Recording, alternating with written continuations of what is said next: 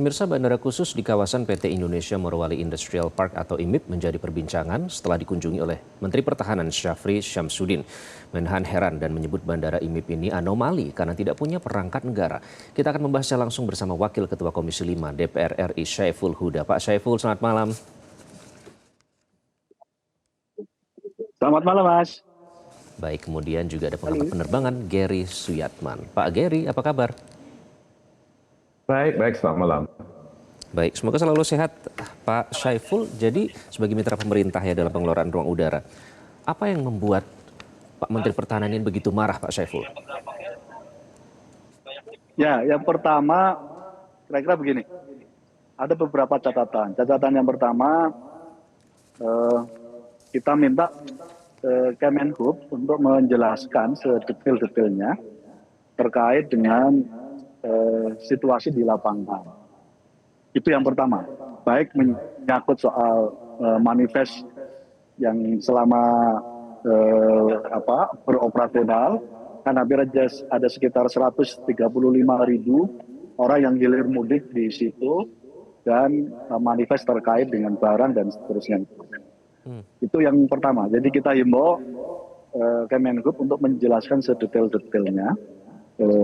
Kalau perlu dibawa semua data menyangkut soal semua manifest sejak operasional bandara ini. Ini yang pertama. Yang kedua, sebagaimana aturan di dalam Undang-Undang Nomor 1 Tahun 2029 tentang penerbangan, memang status bandara khusus IMIP ini itu legal. Artinya memang ada penetapan yang dilakukan oleh pemerintah yang menetapkan status bandara ini sebagai bandara khusus. Karena di Indonesia ini ada dua bandara, bandara umum dan bandara khusus. Ya.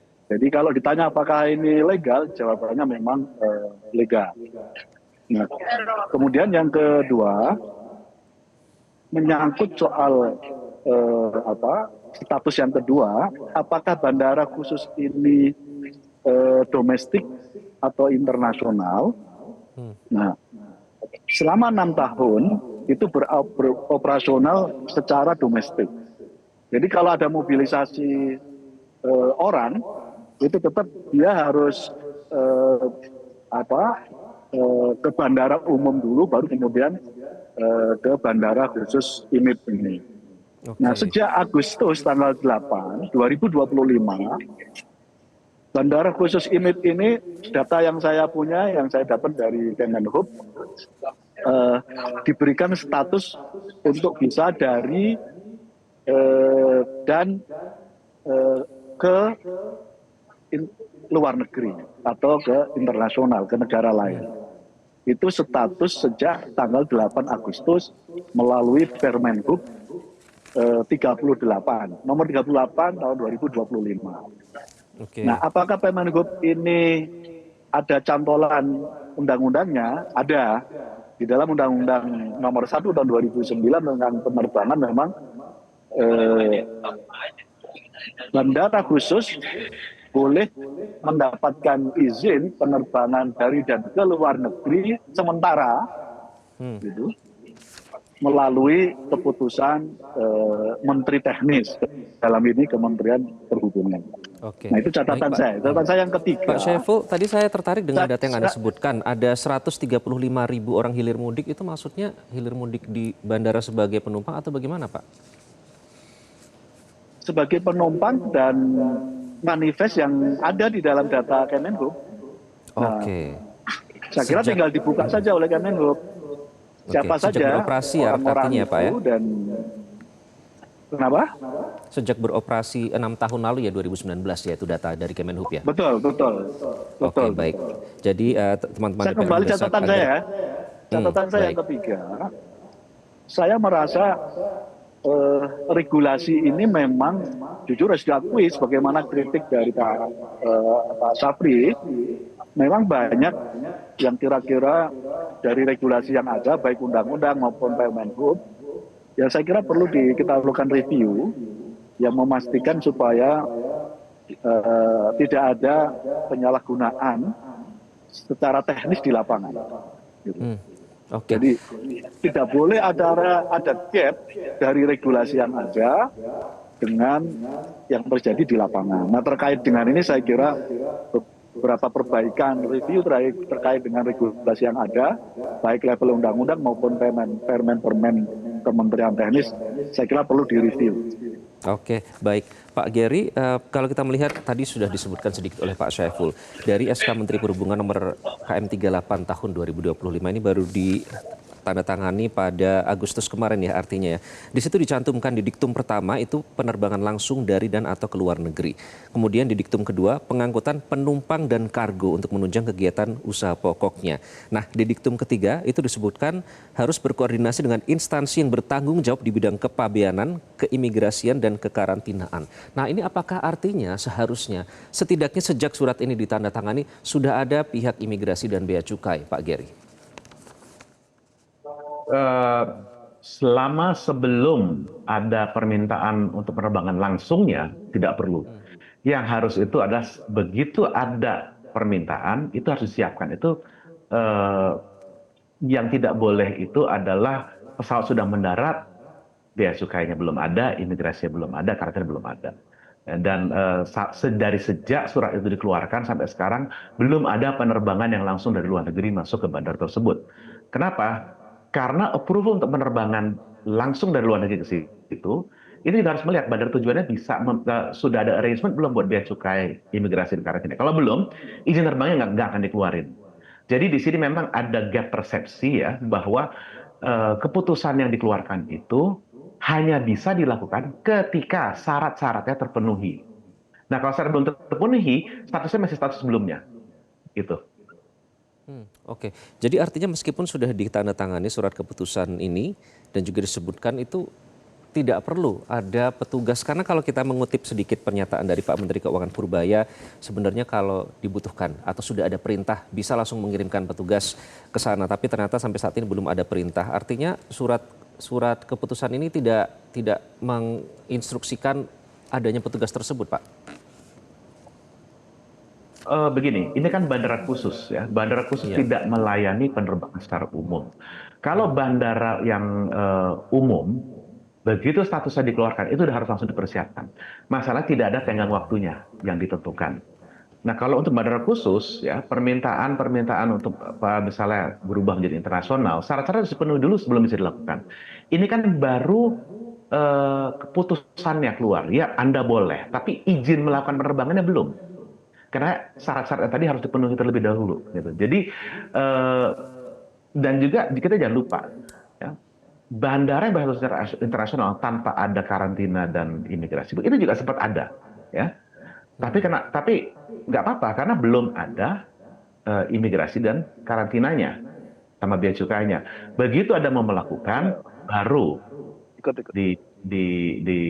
diadakan personil dan itu nggak boleh buru-buru, itu juga harus dipersiapkan. Kalau misalnya memang yang jadi agak dipertanyakan di sini sebenarnya ini kan bandara khusus dan seharusnya ini kan temporary. Apakah itu menaruh unsur bea cukai atau imigrasi atau karantinanya secara permanen atau tidak? Ini yang masih dipertanyakan. Saya rasa sebenarnya sih masih nyangkut di situ. Gitu. Keputusannya udah ada, tapi untuk izin melakukan penerbangan langsungnya belum. Oke. Artinya sebelum tahun 2019 bagaimana Pak Geri? Karena surat ini kan baru terbit Agustus 2025, beberapa bulan yang lalu. Sementara dari data tadi sudah dimiliki ya oleh Pak Syaiful, ini ada sekitar 135.000 orang ada lalu lintas penumpang di situ. Jadi apakah sebelum SK itu keluar tidak ada aturan spesifik mengenai bandara khusus di IMIP ini, di Morowali ini, Pak Geri? Begini, bandara khusus ini kan nggak unik di Morowali saja. Ya. Banyak bandara khusus di Indonesia untuk mendukung usaha atau kepentingan Pemda juga ada, statusnya bandara khusus juga ada untuk itu. Dan sejak dibuka, ya dia terbangnya domestik karena sesuai dengan izin standarnya bandara khusus. Hanya boleh melakukan penerbangan yang mendukung usahanya. Ya. Maskapai itu tidak boleh terbang jual tiket ke sana. Maskapai ke sana pun itu di-charter. Ya, karena itu urusannya si pencharternya, pekerjanya dia dibawa ke sana. Jadi maskapai pun yang terbang ke sana, ini kita ada Transnusa, ada AirAsia, ada SAJ, ya sudah terbang ke sana, charter ya. Jadi diborong, itu buat mengangkut penumpangnya mereka yang sudah datang di Manado, di Jakarta, kadang di Batam. Itu. Nah, ya itu regulasi standar. Oke, baik. Pak Syaiful, jadi kalau Anda melihat SK ini baru terbit Agustus 2025, artinya sebelumnya sudah ada 315.000 penumpang, 135.000 penumpang. Apakah artinya menurut Anda data itu sudah harus bisa dirilis ke publik dan harus bisa membuktikan bahwa memang warga yang masuk itu tidak ada warga yang terbang langsung dari luar negeri misalnya atau warga negara asing misalnya tidak memenuhi persyaratan imigrasi, Pak Syaiful? Nah itu yang tadi saya sampaikan, saya kira tinggal teman-teman dari Kementerian Perhubungan menyampaikan rilis saja, menjelaskan pada publik bahwa mobilitas manifest 135.000 orang, tidak ada masalah dari data yang ada, atau mungkin ada temuan apa, saya kira itu tinggal dirilis. Nah itu yang saya merasa teman-teman Kemenhub bisa menjelaskan itu. Sekaligus saya kira ini bisa menjawab kira-kira spekulasi isu yang sedang terjadi di publik. Mungkin bahkan di level elit juga. Gitu. Padahal jangan-jangan nggak ada masalah apa-apa. Gitu.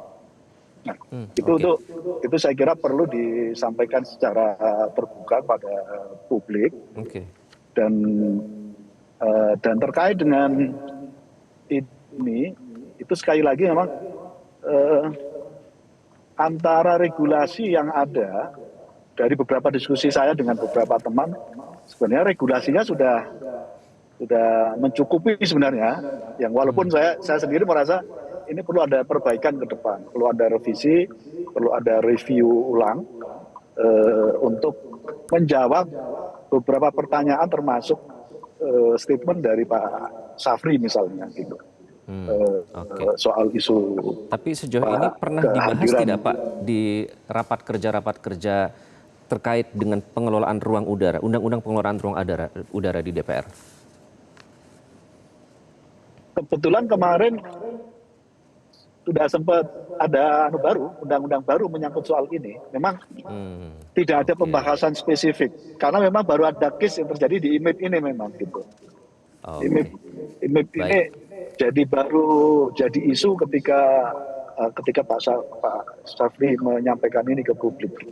Tapi kalau kita lihat dari fasilitas Mas ya, kalau kita dari fasilitas, panjang runway-nya hampir 2.000 gitu, lebarnya hampir 40 gitu. Memang Airbus pun bisa mendarat dan bisa take off di sini.